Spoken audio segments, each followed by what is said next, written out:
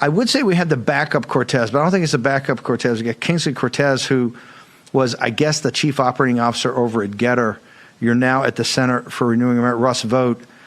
But Kingsley, you sent me something. I think you put it up on Twitter, and I want people just to get a taste of this when we talk about the woke and weaponized of what exactly is in this $6.8 trillion or there's all this madness Biden wants to spend. When you actually see the details, it infuriates people of where our hard-earned money is going. And remember, this battle, even if it's to come some conclusion today, and they agree to the $1.5 trillion increase of deficit, which I don't think they should do, but let's say they do that, we're going to be back at this early next year again. Because right now, as Russ Vogt has shown us, you're talking about $1 trillion to $1.5 trillion deficits in perpetuity unless we get our arms around this. Kingsley Cortes, your analysis, you're over there now. I think you're the head of social media. You've done this incredible effort on Twitter to put up and just let people see the details. Walk us through it, ma'am.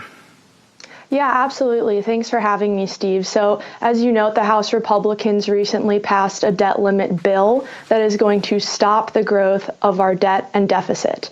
And the most important element of this bill is that it totally dismantles the woke and weaponized spending of the Biden regime. Now, let me give you some examples of that.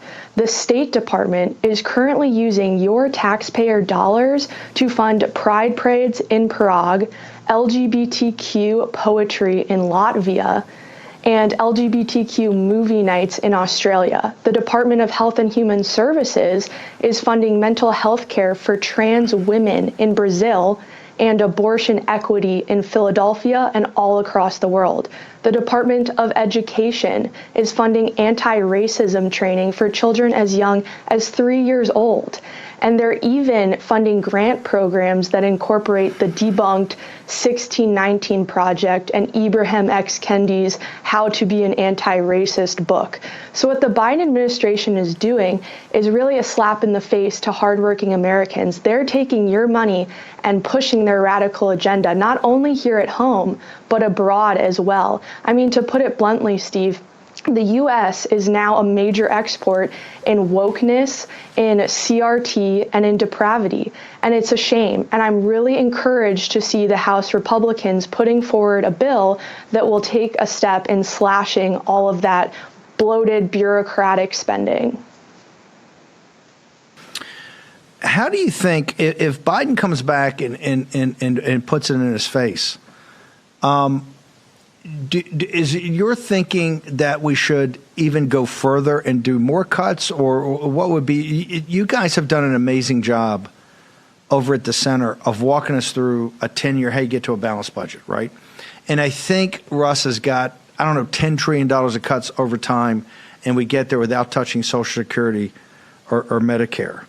And you've just done, and if you go to your, what's your Twitter account? Because I want people to your official Twitter account, because I want them to see this thread where you put it up. Because when you read it, your head blows up about what we're exporting and what we're paying for to export. Where do people go for that?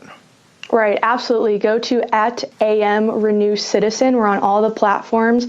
We're on, Getter, Truth Social, Twitter, and we're going to be putting out content that's just really exposing what the regime here in D.C. is really up to. They are not serving the interests of the American people. I mean, this money, Steve, would be much better spent helping the folks in East Palestine, Ohio.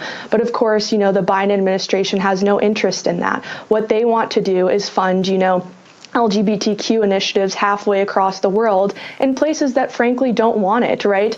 The Ugandans, for instance, do not want this LGBTQ propaganda pushed down their throats. They know that it is depraved, they know that it is demonic, and they're fed up with us pushing it on them, and frankly, I don't blame them. So I do think, this is the best debt limit bill, certainly in my lifetime, that has come up, but I would encourage, Republicans to just keep hammering these woke and weaponized cuts, because that is ultimately how we're going to get to a balanced budget, and that's how we're going to, I would argue more importantly, save the soul of this nation and fight the culture battle.